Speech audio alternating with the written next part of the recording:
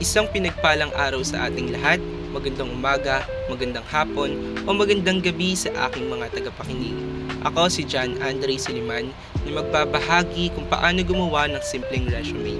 Yung example na gagamitin nating resume ay sa akin na ginawa namin last sem. Simulan natin siya sa picture na ilalagay natin sa resume. Dapat formal yan, tapos dapat yung buhok natin naka-pushback. Tapos dapat kita rin yung tenga natin, ganyan. Tapos kung may, katulad ko, may eyeglass ako, tatanggalin siya para yung ilaw hindi magre-reflect sa mismong salamin. Tapos sunod naman yung pangalan natin. Dapat una yung surname, first name, second name, tapos yung kung may middle name man tayo. Yung akin walang middle name kaya ganyan na lang siya. Tapos kung mapapansin nyo, yung job na ina-applyan ko, wala siya sa baba ng pangalan ko. Kasi 'di ba kadalasan makikita natin yung job na ina-applyan natin ay nasa baba ng pangalan natin.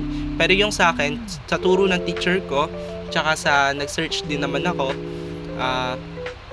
yung a-applyan daw nating trabaho, ilalagay natin siya sa about. So yung akin dyan nakalagay a passionate, sincere, and trusted values teacher. Ayun, nilagay ko siya dun sa about sa unang-una. Tapos yun, dun ko na sinabi yung about sa akin. Andyan yung I am a patient and kind values teacher. Andyan din yung trusted. Yan, ganyan. Tapos, sunod naman natin yung personal information. Nakalagay dyan dapat yung location, contact number, tsaka yung Gmail nila or kung saan nila kayo pwedeng makontak or ma-message. Ganyan. Yung akin, ayun dyan, nilagay ko lang dyan 1-23 Benitez Street, Angeles City, 2009, Pampanga. Ano lang yan, joke lang yan. Pero dun sa Pinas ko talaga, nakalagay talaga yung address ko. Tas dyan yung cellphone number 091234567889. Pero dyan talaga nung nagpass ako niyan, nakalagay talaga yung cellphone number ko. Tsaka dyan sa Gmail, ganun din. Nakalagay din yung Gmail ko talaga.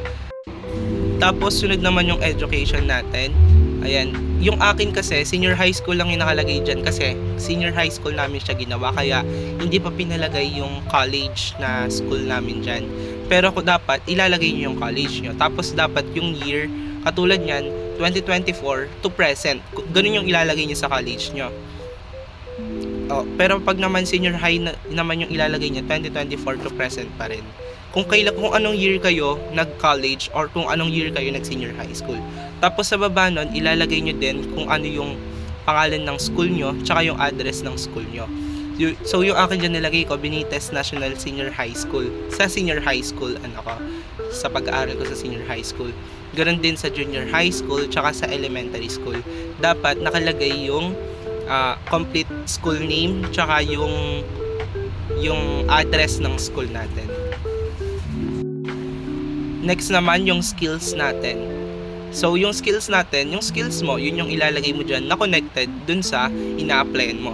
Yung ina-applyan ko, di ba, values teacher. Tapos yung skills ko, problem solving, project management, leadership, communication skills, tsaka creativity. Di ba, siya, connected siya dun sa values teacher na ina-applyan ko. Ganun. Tapos, next naman, yung references. Last na to, references. Yung references na ilalagay mo dyan, dapat connected din doon sa ina-applyan mo. 'Di ba, values teacher yung ina-applyan ko. So yung references ko diyan, yung teacher ko, dapat papayag sila na maging references mo sila doon sa resume mo. Dapat tanongin mo pa rin sila, hindi yung basta-basta mo na lang sila ilalagay diyan. Yung akin, Mike A. Batombakal, example lang 'yan na ginawa ko ngayon, pero yung Pinas ko talaga, nakapangalan yung teacher ko na tinanungan ko rin kung pwede ko ba siyang ilagay sa resume ko. Yun. Pero yung diyan, nakalagay na reference diyan, yung Mike A. Batombakal, lang yan, example lang yan. Tapos, kailangan mo din ilagay yung Gmail nila, tsaka contact number. Nagtanong-tanong ako, tsaka nag-search din ako kung bakit ba kailangan maglagay pa ng references sa resume. Sabi nila na kailangan daw pala talaga maglagay ng references kasi doon nila tatanungin sa taong yun kung yung performance ba na pinapakita mo is connected sa skills na nilagay mo sa resume mo. Ganon. Kaya daw pala mahalaga yung references. So dito na po nagtatapos yung podcast na ginawa natin ngayong araw. Sana po nakatulong po ako sa inyo kung paano po gumawa ng simpleng resume. Yan. Muli po, ako si John Andre Suliman. Maraming salamat po.